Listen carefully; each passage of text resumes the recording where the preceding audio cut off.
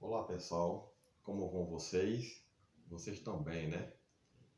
Mais uma vez, meu nome é Elton Silva, eu sou técnico em refrigeração e hoje vou falar de um assunto, resumir, como sempre eu falo, né? Resumindo, que é muito importante para a nossa área e poucos técnicos falam e dão uma explicação mais ou menos, mas não entram em cima daquele tema para poder o iniciante saber mais sobre o que nós vamos falar hoje. Fluido refrigerante. Vocês sabem no vídeo anterior que eu expliquei para vocês que o principal componente do ciclo de refrigeração é o fluido refrigerante, porque ele é quem faz com que todo o sistema da máquina passe pelo aquele processo para o funcionamento da mesma. Mas para sabermos o que é o fluido refrigerante, que é o famoso gás, né? A gente já sabe. A gente tem que saber qual tipo de gás ou qual tipo de fluido nós vamos trabalhar no dia a dia. Porque você vai iniciar na área de refrigeração e o que acontece? O cliente vai dizer assim, venha fazer uma instalação, tudo bem, tranquilo, você aprendeu sobre instalação, vai fazer a instalação. Venha fazer uma limpeza, você também já sabe sobre limpeza, vai fazer a limpeza, bacana. Mas se algum dia o cara dizer assim, eu queria que você fizesse uma limpeza para mim e completasse o meu gás, que é o fluido refrigerante. Aí você vai primeiro investigar que tipo de máquina, o que é. É uma geladeira, é um janeleiro, é um splitter, é uma máquina mais maior em relação ao que nós trabalhamos no dia a dia. Mas, de qualquer forma, você tem que ter um conhecimento. O que acontece, né? Como eu falei, você vai chegar na loja e diz assim, eu quero fluido refrigerante. Aí o atendente vai dizer assim, qual tipo de fluido, senhor? Aí você vai coçar a cabeça. Por quê? Porque é essencial que nós conhecemos quais os fluidos e para qual tipo de máquina eles vão ser usados no dia de hoje. Bem, sabemos, brincadeiras à parte, é porque é aquela coisa, ó, eu sou uma pessoa bem caseira, né? Não vou explicar para vocês com detalhes de locais nosso vídeo. E o importante é você ter o conhecimento. Então, o que eu quero passar para vocês é no dia a dia como eu faço para poder me sair de situações e os exemplos de vida também de acordo com o tema que eu vou contar para vocês também. Aí você vai na loja, né, e diz assim, vim atrás de um fluido refrigerante ou de um gás, leva a botija, né, porque você tem que ter também uma botijazinha, ou de 1 kg ou de 2 kg. E a atendente vai dizer assim para você, qual o tipo de gás? Aí você não vai saber, né? Tem que conhecer. Vamos lá. Bem, meus amigos, primeiro vamos falar sobre... Vou apagar bem aqui, para poder botar os exemplos mais... Porque o quadro aqui é pequeno mesmo, né? Mas vamos entender já já. Então é o seguinte.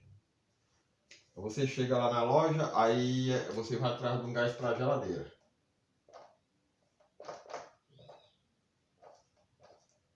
Eita, agora apaguei, o bicho não quer deixar aqui, né? Geladeira. Geladeira. Gás para geladeira.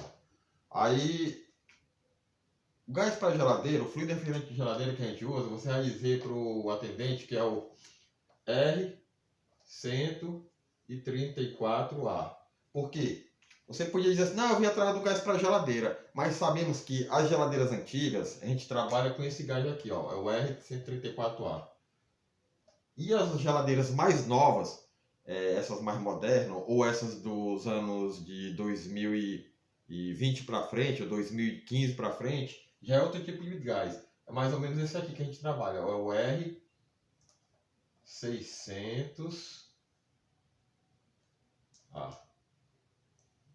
Então, você tem que saber qual tipo de gás você vai usar. Por que? Você me pergunta por que saiu desse aqui para esse.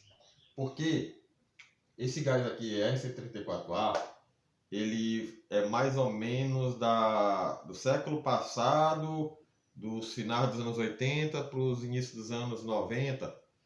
bateu muito em cima dele por conta dessa situação bem aqui, ó. CFC. Quer dizer o que? É o clorofluorcarbono. Ele estava afetando muito a nossa camada de ozônio em termos de natureza.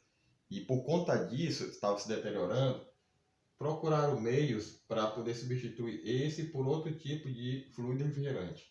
O que acontece? Em muitos países já foi banido, mas até hoje ainda, no Brasil, a gente usa ele, o R34A, sendo, como eu expliquei para vocês, está sendo substituído por esse outro aqui. Então você tem que saber qual tipo de gás você vai usar para sua geladeira. Aí agora vamos para a parte de splinter, né? Splint, janeleiro, que é o técnico de refrigeração, o que eu estou explicando para vocês, é nessa temática, é geladeira, janeleiro, né, que é o ar-condicionado quadrado, né, e é o splint. O splint, que é o 2 em 1, condensador e evaporador. Basicamente a gente usa esse gás aqui, ó, R22. Ele é usado nos ar-condicionados de janeleiro, é usado nos splinters nos dias de hoje. Só que como esse tipo que foi substituído por esse, atualmente esse gás aqui é bastante usado, mas você também tem que ter uma atenção na hora de comprar e fazer a reposição para usar no seu ambiente de trabalho. Porque existe também esse famoso aqui, ó, R410. Esse aqui é o que está ficando no lugar desse. Só que esse aqui é o mais atual. É o usado agora no novo sistema inverter, né? As máquinas mais modernas. É o R410. Está substituindo esse pelo mesmo situação que aconteceu com esse aqui. Por conta do CFC, mais agressão ao meio ambiente e tudo mais. Então, meus amigos, você tem que ter atenção. Então outra coisa também. A pressão em si, na hora de você fazer a reposição no seu equipamento com o manifold, que eu vou explicar caso vocês não conheçam ainda, é diferente a pressão desse aqui que você vai botar no equipamento em relação a esse. Desse em relação a esse. É uma outra temática que eu vou explicar para vocês mais na frente, para você ter uma boa execução na hora de fazer o serviço com relação à reposição de fluido refrigerante. Eu expliquei um pouquinho rápido, mas eu acho que se você pausar ou repetir novamente o nosso vídeo, você vai entender o que eu quis passar. E é isso aí. Depois nós vamos voltar em outra situação para poder explicar um outro tema aqui nesse mesmo canal. Se inscreve aí. Valeu. Boa sorte a todos vocês.